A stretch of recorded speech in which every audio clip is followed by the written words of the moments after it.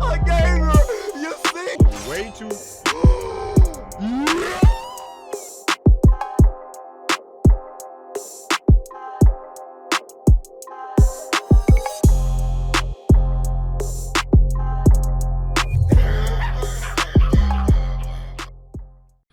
What's going on, my brothers and sisters? Hope you guys are having a great day today so far, or at least trying to. This is a video that I've been wanting to do for months now. I just haven't, I don't know, did it. But here I am right now. I wanted to do an update on a brother's whole e-bike experience that and my e-bike journey, if you will, ride, that I've been on since actually, I think come May, like the first week of May, it'll be a year since I've, kind of been into the whole e-bike thing. I had purchased my first e-bike last year on my channel, and I did like a review for it. And definitely outside of gaming, the whole e-bike stuff is probably one of my favorite hobbies and interests right now. I love them.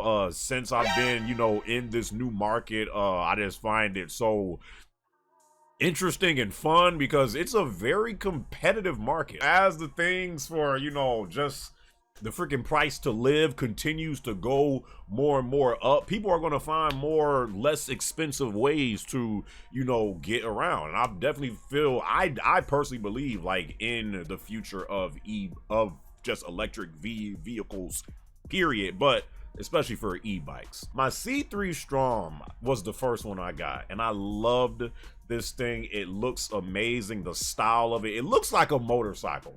It really does. And I remember the first day I was riding on this thing, had so much fun. Like I wish I could I wish I could replicate those emotions that I was going through that day. Literally felt like a little kid. I had 3 right now. I mainly use 2. Well, really, I mainly use 1. Like my go-to one is the fucare e-bike. This is my baby. It's just great. It's reliable. I've had little to no issues with it.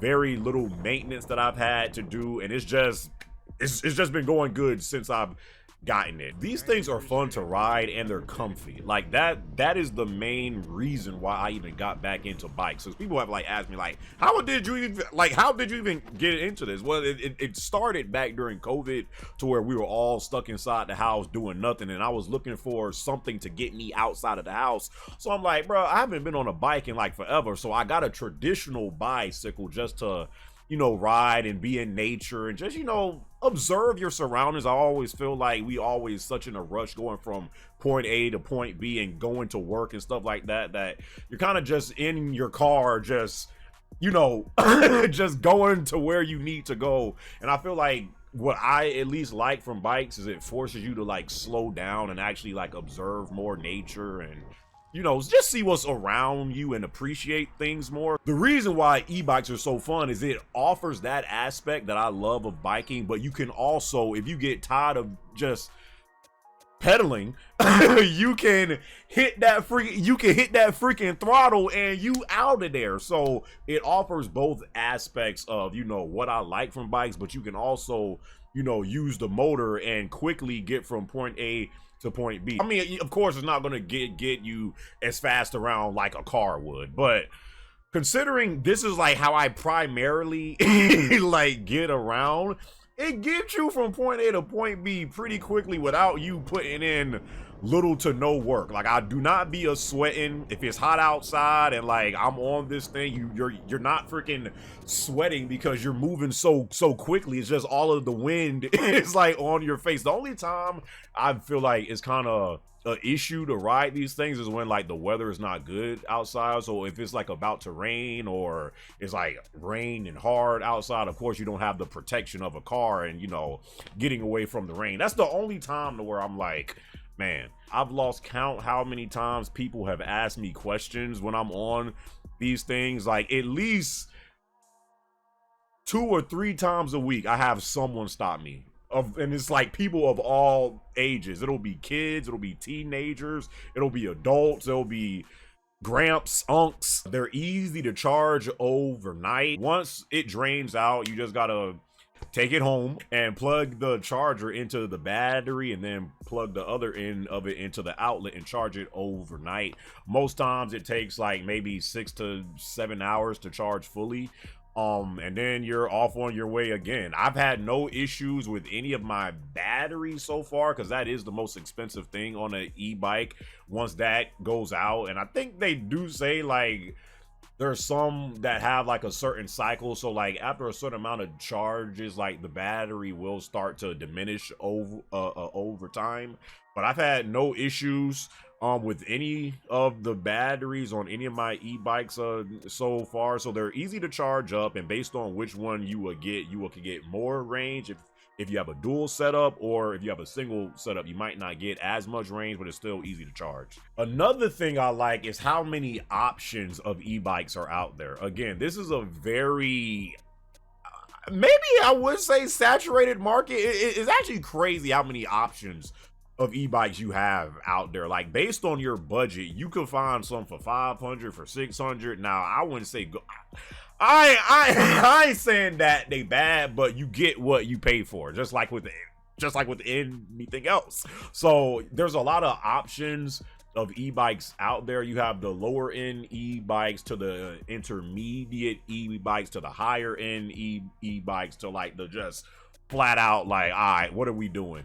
Like e-bikes out there. But I love that there's so many options and price points based on, you know, your budget and what kind of style of e-bike you want. I have also saved a lot of money primarily riding these things. I ride these things more than I drive now. I don't enjoy driving like I used to. I don't know about y'all, but down here in Florida, like, it's just always traffic on like the road. I really don't I really just don't enjoy like driving on the road no more. There's too much traffic. People drive like idiots. So most times I'm on an e-bike, and because of that, I've been saving a lot of money. I don't have to pay for car insurance. I don't have to pay for a license. I don't have to pay for gas. You know, I don't got no big, you know, maintenance issues that you'll have on cars and stuff like that. So yeah, I don't even feel like I need a car right now. like I don't. And people like, that's the main thing when people ask me in person when I'm out.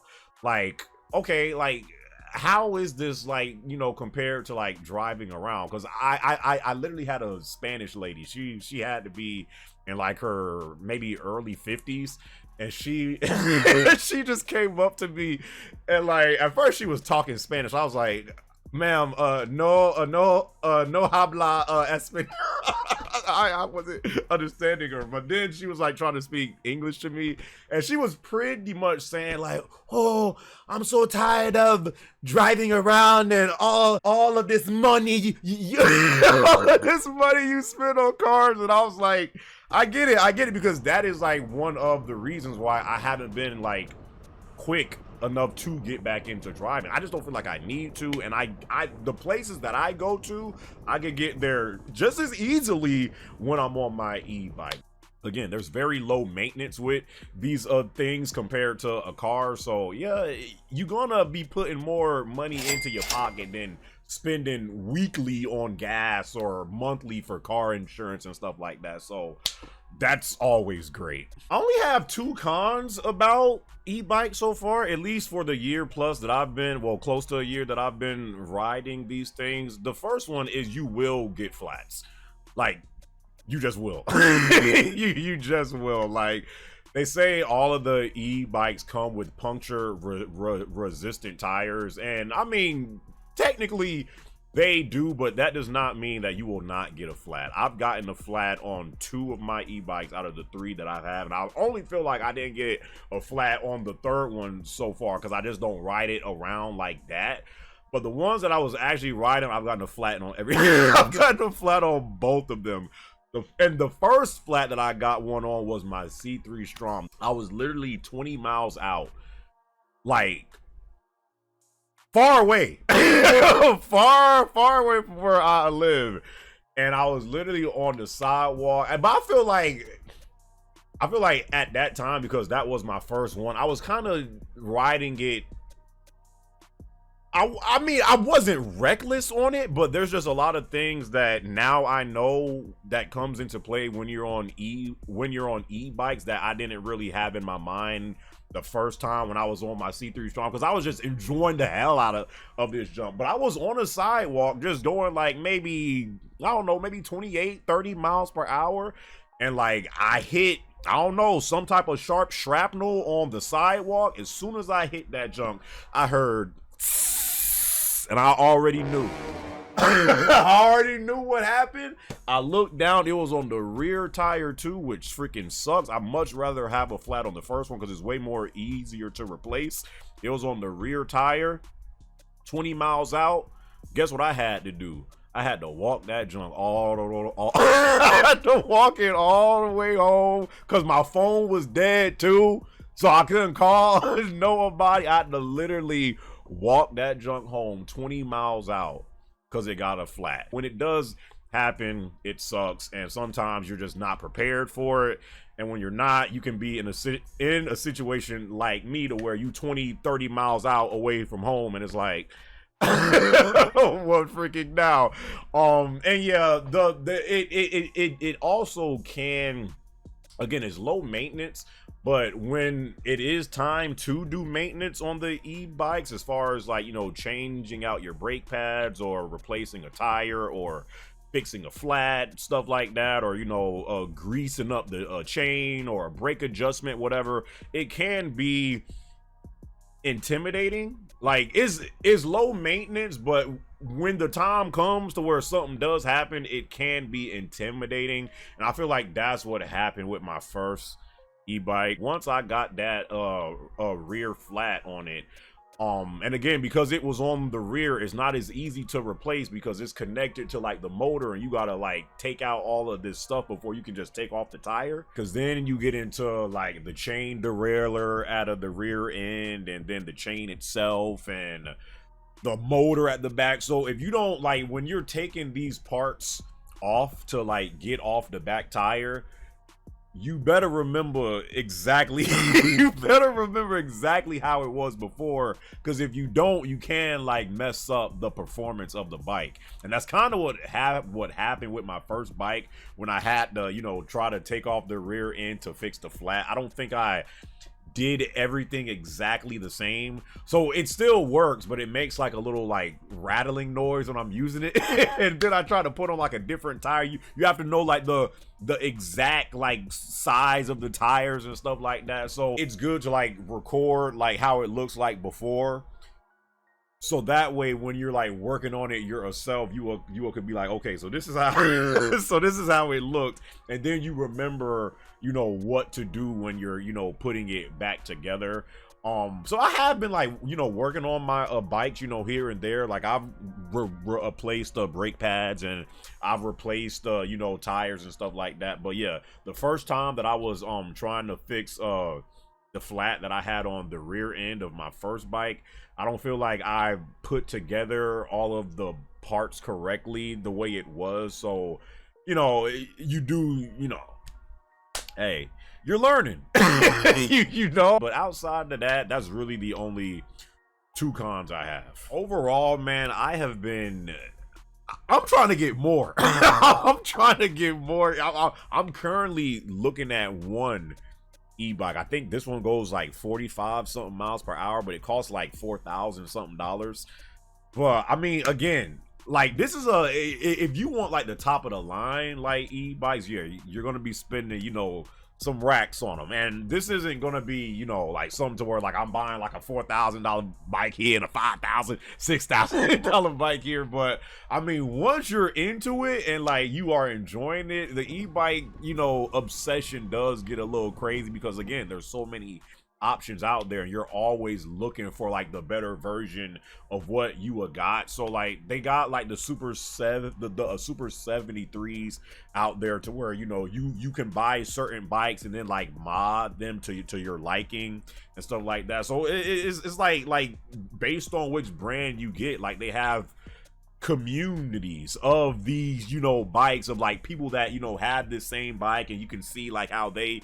changed up and put like parts and mods on their bike to make it, you know, maybe something that you might want to try in the future. They can be great for commute rides if you don't, you know, work too far from home and like your job is like 10 minutes away. These are really great if you don't need to drive like long distances, because if you don't and you just, you know, drive around the city like 10-20 minutes and you just need to, you know, go around the corner, that's where I feel like e-bikes shine. If y'all got any questions, comments, or concerns, leave it down in the comment section below. Hope you guys enjoyed this video, and until my next video, my brothers and sisters, I'll catch y'all in my next one. All right.